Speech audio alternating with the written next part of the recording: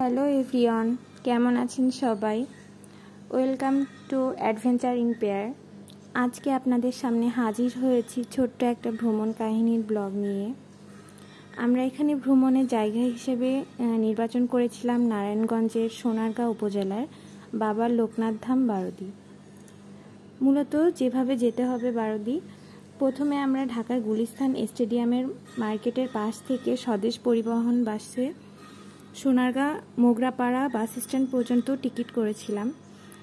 সময় লেগেছিল আনুমানিক 35 মিনিট। তারপর সেখান থেকে সিএনজি যোগে বারোদি গিয়েছিলাম। এখানে মূলত 20 মিনিটের মতো সময় লেগেছিল। এখন আমরা প্রবেশ করছি বাবা লোকনাথের পূর্ণধাম স্থানে। পুরো ভিডিও জুড়ে আমাদের সাথেই থাকে। মন্দিরের মেন গেটের বাহিরেই প্রথমে অনেকগুলো মিষ্টির দোকান এবং ভোগের যে জিনিসপত্র লাগে এগুলার বিভিন্ন দোকান আমরা দেখি। তো এখান থেকে আমরা প্রথমে মোমবাতি, আগরবাতি এবং পূজা দেওয়ার জন্য ভোগ কিনে নিয়েছিলাম।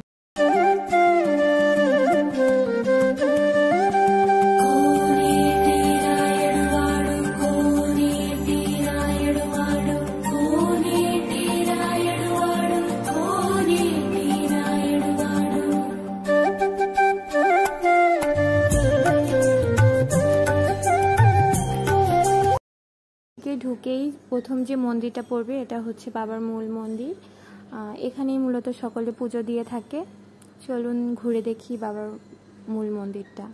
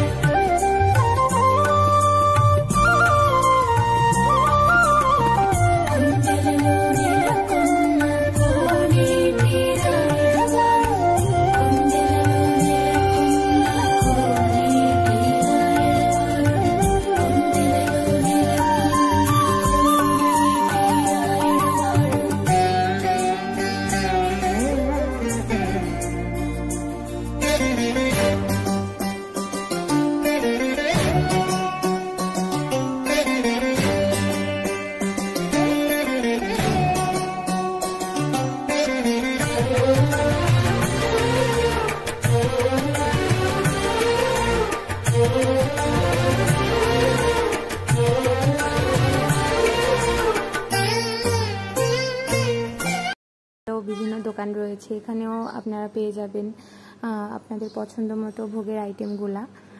এবং এইসব দোকানের সামনেই রয়েছে মোমবাতি ও আগরবাতি প্রজ্বলনের যে জায়গাটা, ওইটা।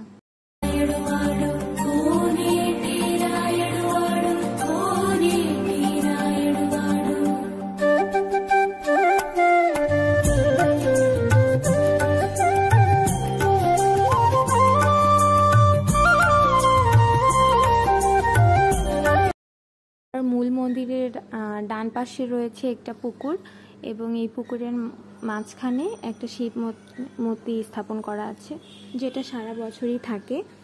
অনেক তীর্থযাত্রীরা যারা এখানে আসেন এই পুকুরে তারা স্নান করে পবিত্র হন। এটা একটা মনের ধারণা থাকে সবারই যে এখানে এই পূর্ণ জলে তারা স্নান করবেন। এবং এখানে যে পরিবেশটা চারপাশে সবুজে ঘেরা এবং গরমের দিনে তো খুবই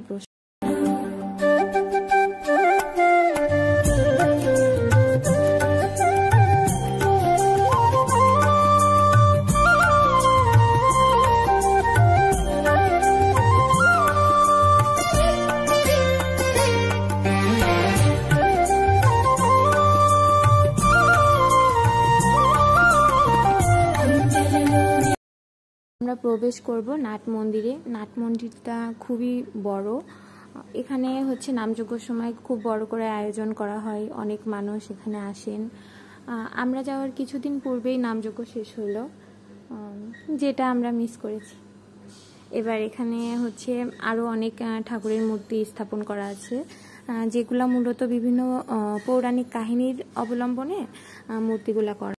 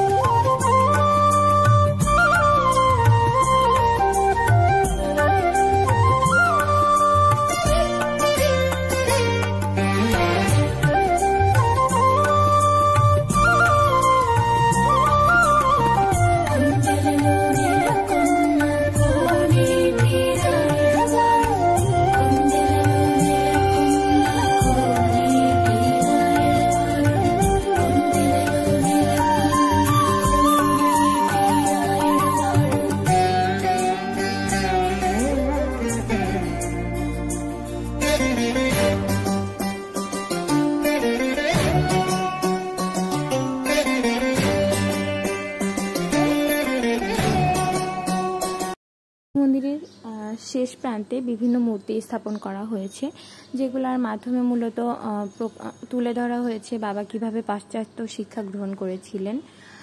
সেখানে প্রথমে দেখতে পাচ্ছি যে বাবা কিভাবে উচ্চমার্গে কখনো ধ্যানের মাধ্যমে জ্ঞান অর্জন করেন বিভিন্ন আশ্রমে গিয়ে, আবার কখনো সে কাবুলে গিয়ে উপস্থিত হন, সেখানে মোল্লার কাছ থেকে কোরআন শরীফ থেকে শিক্ষা গ্রহণ করেন। আবার তুলে ধরা হয়েছে এখানে বাবার যে জীব প্রেম, এই ব্যাপারটা এখানে বেশি দেখানো হয়েছে। তার আশ্রমে বিভিন্ন পশু পাখি আশ্রয় নিত, যেটা তিনি কখনো তাদের তাড়াইতেন না এবং তাদেরকে আরও যত্ন সহকারে পালন করতেন। এখানে আবার বিভিন্ন গাছপালাও রোপণ করা আছে। বাবার যে পশু পাখির প্রতি ভালোবাসা, সেই আঙ্গিকে এখানে প্রায় কয়েক হাজারের মতো কবুতর পোষা হচ্ছে। কবুতরগুলার অনেকগুলা বাসা করা আছে নাট মন্দিরের উপরে, এবং দূর দূরান্ত থেকে যেসব দর্শনার্থীরা বা তীর্থযাত্রীরা এই বারোদিতে আসে, তারা তাদের মনের ইচ্ছা পূরণের জন্য অনেক সময় এই কবুতরগুলাকে খাবার কিনে দেয়।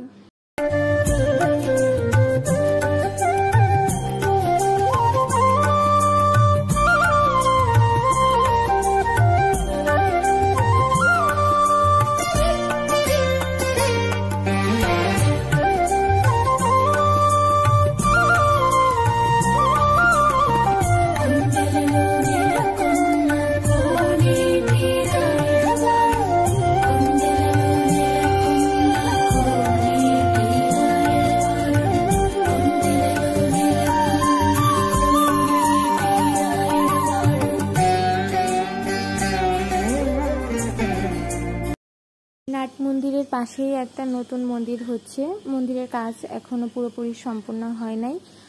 এইটা হচ্ছে বাবার একটা নতুন মন্দির। এখানে যে মন্দিরটা ভিতরে প্রবেশ করার পর আমরা বিভিন্ন টেরাকোটার যে দৃশ্যগুলা দেখতে পারবো, এটা আমাদের একটা ঐতিহ্য তুলে ধরা হয়েছে এখানে।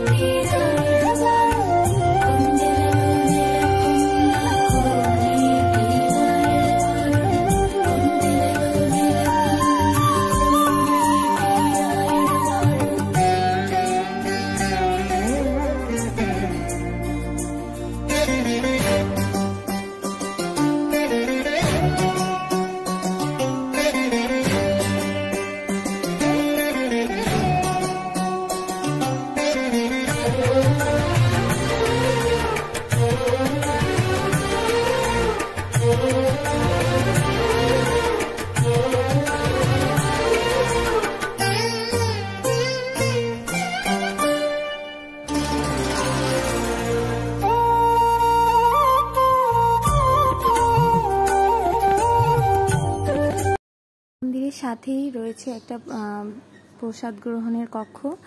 এখানে প্রায় কয়েক হাজার মানুষ একসাথে বসে প্রসাদ গ্রহণ করতে পারেন।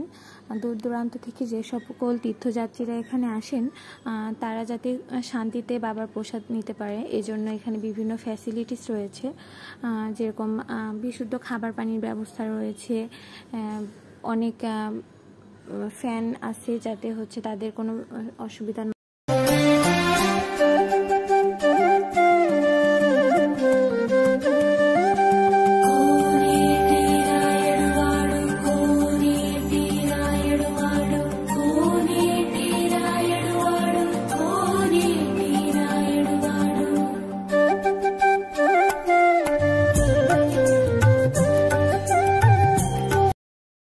মন্দিরের যে বাপাশে রয়েছে বিভিন্ন ধরনের ফুলের গাছ। এটা মূলত একটা পার্কের মতো করে তৈরি করা হয়েছে। এখানে থেকে ফুল সংগ্রহ করে মানে পূজা দিতে পারবে। আবার যে তীর্থযাত্রীরা আসে তারা এখানে খুব সুন্দরভাবে ঘুরতে পারবে।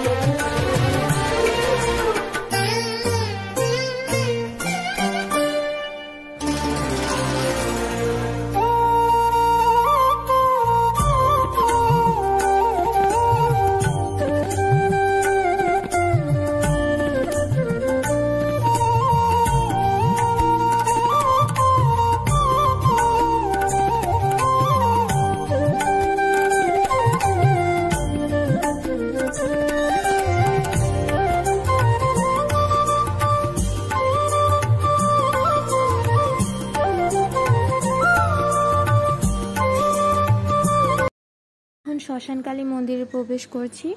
এটা হচ্ছে মূল মন্দিরের একদম শেষ প্রান্তে অবস্থিত। এখানে একটা শিব মন্দিরও রয়েছে।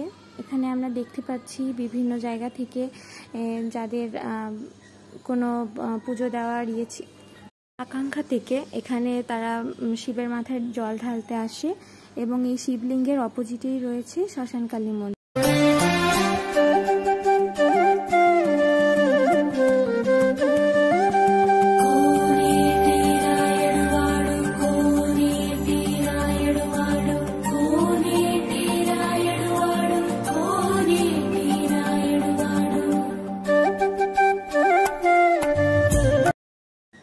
মন্দিরের মূল ফটকের বাহিরে যেরকম অনেক দোকানগুলা ছিল বিভিন্ন খেলনার, এখানেও হচ্ছে এই শ্মশানকালী মন্দিরের পাশেও হচ্ছে অনেক দোকান আছে। এই দোকানে বিভিন্ন পূজার সামগ্রী পাবেন আপনারা। আবার বাচ্চাদের পছন্দ অনুযায়ী তারা বিভিন্ন খেলনা জিনিসও পেয়ে যাবে।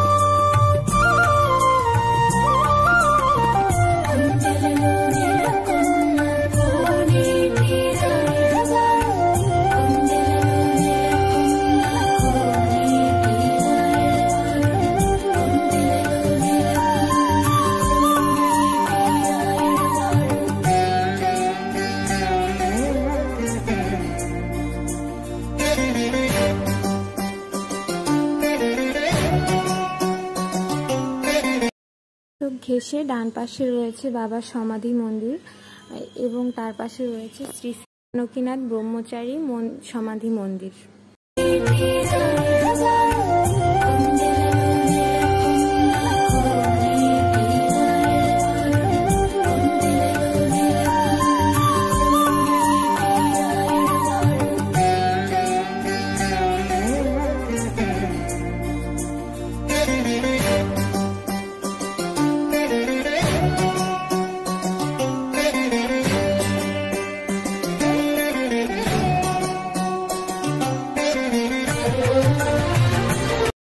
আমরা মন্দির থেকে বের হয়ে যাচ্ছি।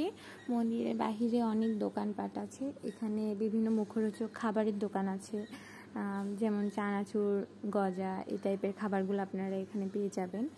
চাইলে এখান থেকে এগুলা নিয়ে আপনারা বাচ্চাদের জন্য কিনে নিতে পারেন।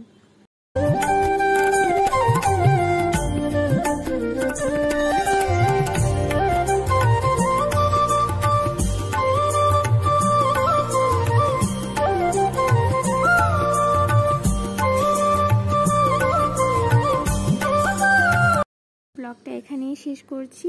আবারও দেখা হবে অন্য কোনো ব্লগে। সেই পর্যন্ত আমাদের সাথেই থাকুন। Thank you, tata.